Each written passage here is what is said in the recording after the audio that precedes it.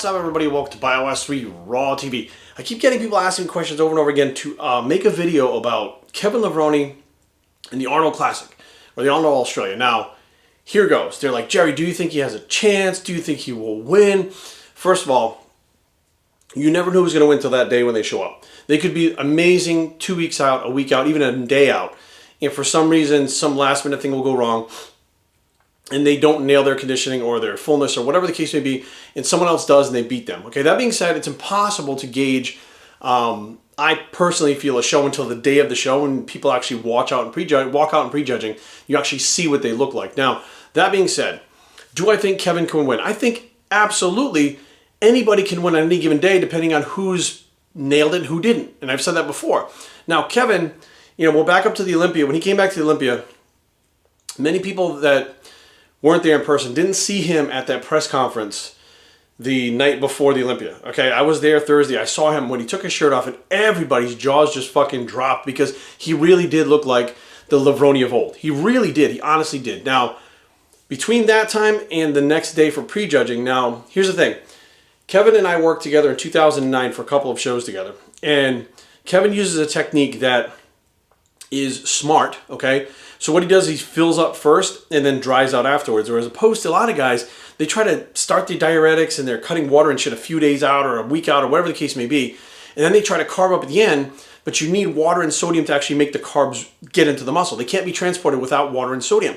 So cutting water and sodium makes it almost impossible to carb up. So that last 24 hours, these guys are eating. They come in where their muscles are not popping, and at the same time, they get big distended abdomens. So doing it the opposite way, the way that Kevin does it, actually is a lot smarter, to where you fill up a few days before, and the night before is when you start to dry out, or the day before, Thursday or Friday, you start your dry out process depending on how your body reacts.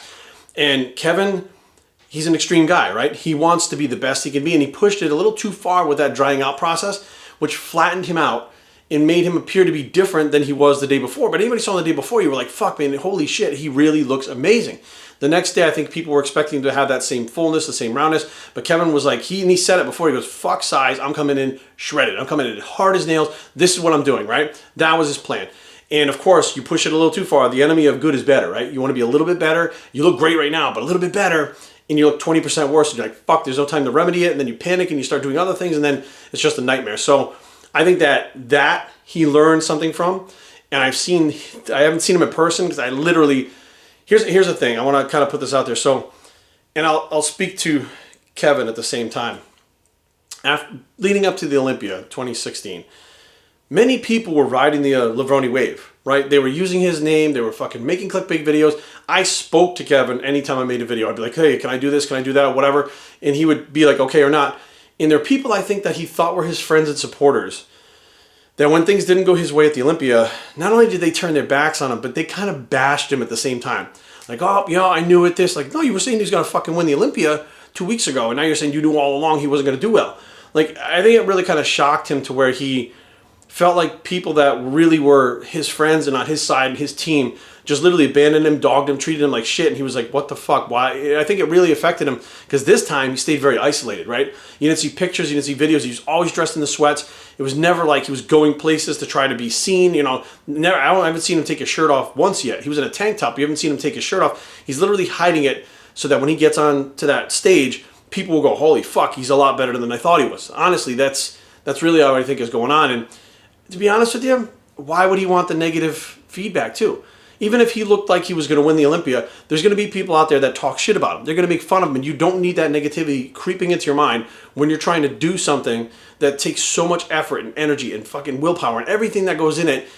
You don't need the negative bullshit. So he kind of isolated himself away from it so that nobody really knows what's going on. They're like, is he bigger? Is he not bigger? But I'm telling you right now, the dude's big as fuck. I mean, he is big. When you look at him, like, he's fucking big. He's probably, for me seeing Kevin, that I've known him, he's the biggest I've ever seen him. I mean, but I didn't know when he was bodybuilding back in the day. Now, that being said, the Arnold Classic is coming up in Australia. Today's Wednesday, so we got Thursday, Friday. I think Friday is prejudging. And he should be on his way there, if not there already. So I haven't spoken to him. I texted him. I haven't heard back from him yet, so he might be traveling there now. Now, here's the thing. I just want to step out and say, I don't give a fuck whether he wins, loses, fucking gets on the wrong plane. I don't give a fuck. I've known Kevin for 11 years now. And out of those 11 years, many of them were non-bodybuilding years, which means he wasn't training, he wasn't competing, bodybuilding wasn't even on his mind. He would help us with our training and our diet and stuff because he had more information than us. And when he saw us struggling, he would step in and help, right? But the Kevin that I know is the guy who, when me and my ex broke up, this is before I met Carrie, and I was in a place where I didn't know if I was going to move back to Rhode Island. I didn't have any money. I didn't know what the fuck was going on. I tried to find a place for me and I was in a bad spot. And out of all the people in my life that were around, Kevin was one of the ones that really stepped up at that time. It was like with me all the time, trying to get me to keep my shit together. So I don't give a fuck about bodybuilding.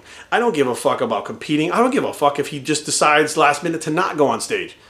Kevin will always have my unwavering, undying 100% support with anything he does. Bodybuilding, music. I don't give a fuck if he decides to be a painter or be the next Michelangelo. I don't give a fuck. So to sit here and say, well, you think he'll win? Who gives a fuck?